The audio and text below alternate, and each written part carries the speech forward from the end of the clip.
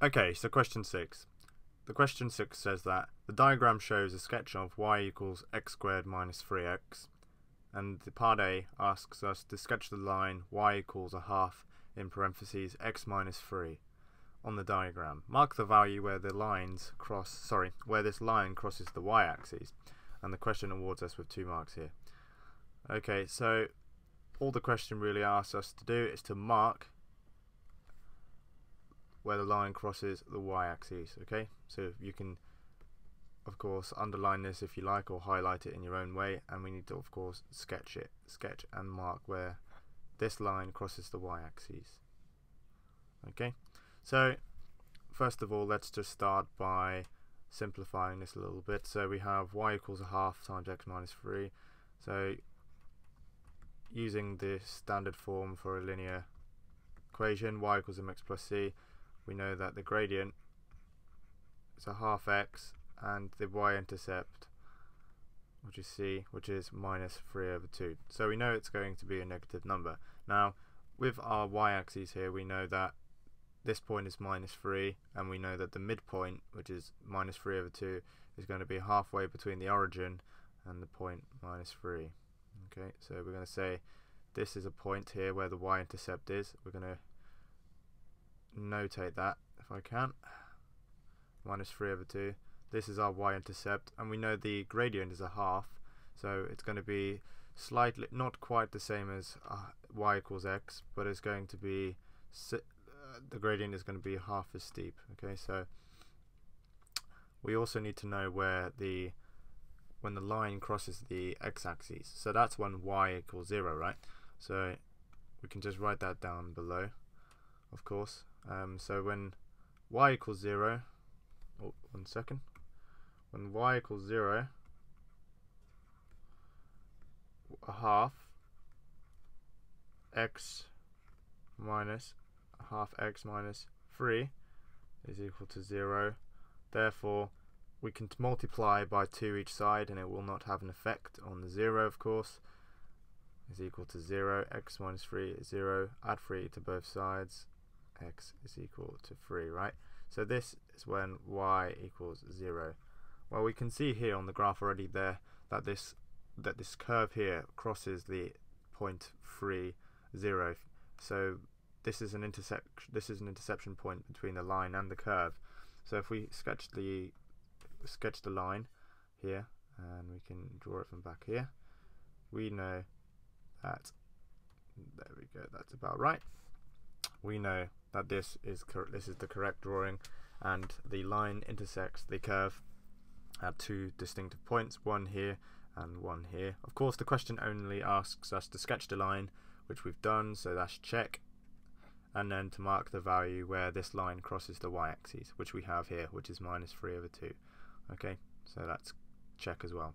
So that should then give us our 2 marks, which we have rightly deserved. Okay, so moving on to the next part. So part 6b. By factorising x squared minus 3x, or otherwise work out the smaller solution of when x squared minus 3x is equal to a half x minus 3. Okay, so we'll read the question and we'll look at analysing the question a little bit. So by factorising or otherwise, okay, so we're given the opportunity to use a multiple techniques, if you like, in order to work out this answer, or to work out the smaller solution. And that's also another key part, the smaller solution. So that means there are 2 solutions. Okay, now we're going to look at this in 2 different ways. One, we're going to look at it more visually, and the second is we're going to be looking at it more algebraically. So first, looking at it more visually, where we have the graph, okay, where we have a curve, we have a parabola, and we have a linear equation, a linear line, okay, a line going through here. And now what it means is when x squared minus 3x equals a half times x minus 3, what this actually means is when the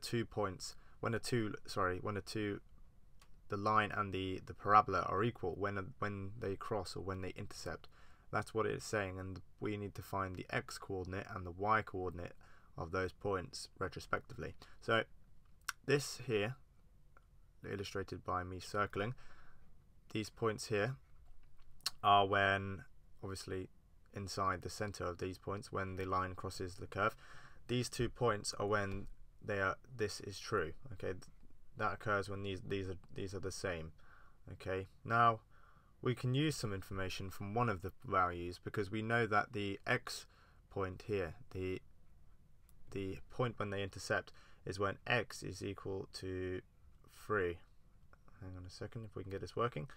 When x is equal to 3 and y is equal to 0, we can tell that because y is 0 here on this plane, and then x is 3, and this is where they both cross. Okay, so when we substitute these values in, so when we substitute an x value into here, it should be equal to the x value on this side, which would be 0 if you like, because that's these are the y coordinates.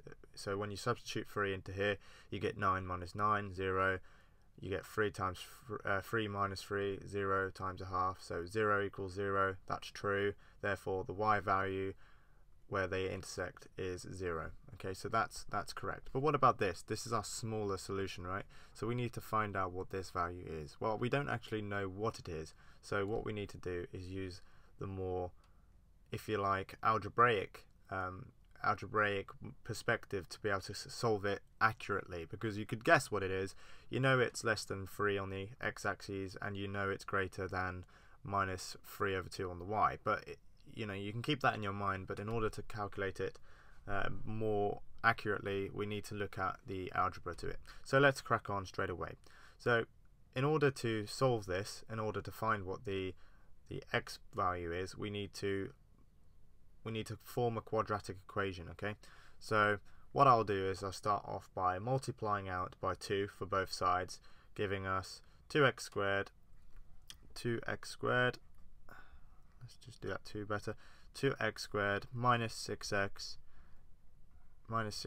is equal to x minus 3. Okay, so we want all the x terms and all the constants to be on one side, making the quadratic equal to 0. So 2x squared minus 7x plus 3 is equal to 0, right? So you've seen this form before, where you have a as the coefficient of x squared, b is the coefficient of x, and then obviously c is the constant. And in order to solve this, you could either use the quadratic equation, or you can complete the square, or even try and have a go at just using basic factorization. So we're going to give that a go now, and if this doesn't work, then we'll use one of the other methods, because it might not always be clear to what the factor is. So we're going to just have a little sign here, because then we can make that a positive if we like. So we need to make 3. Okay, so in order to make 3, we can only have these two numbers, right? So we can only have 1 and 3, but we need to make minus 7. So we're going to have this as a negative, I think, and we're going to have this as a negative, because then negative 1 times negative 3 is 3. So when we expand this out, we will get hopefully the right values. So 2x squared, which is good, that's good, and then we get minus 6x, which is nearly there, minus x, that's good, and then we get 3. Okay, so we've factorized it, it's all correct, and now we need to look at what the 2x values are. Well, we know one of the x values for which this is true is when x is equal to 3. Okay, so when we need to look at this value here, when 2x minus 1 is equal to 0. So when 2x minus 1 equals 0, x is equal to a half. So what this means is the x coordinate of this intersection point here is equal to 1/2. So how do we find the y coordinate, if you like? Well, I've just notated that this is the second y point of the smaller solution. We don't know what it is, and in order to find it, we need to substitute our x value into either the line equation or the quadratic equation, because whatever one we put it in, it will give us the same y coordinate, because that is the point in which they are both the same. So we're going to use the linear equation, I think, because it might be slightly easier to use. They're both pretty simple, but we'll use that. So substituting x equals a half into a half, y equals a half, x minus 3, half times x minus 3, we get y equals a half times a half minus 3, so we get a half minus, times minus half times minus 5 over 2. There we go, the pen's working now. Like so, and then we multiply these out, so we get minus 5 over 4, right? So this is our y2, if you like. This is our y2 coordinate. Okay. So therefore, we can conclude, we have a little therefore symbol here, that the smaller solution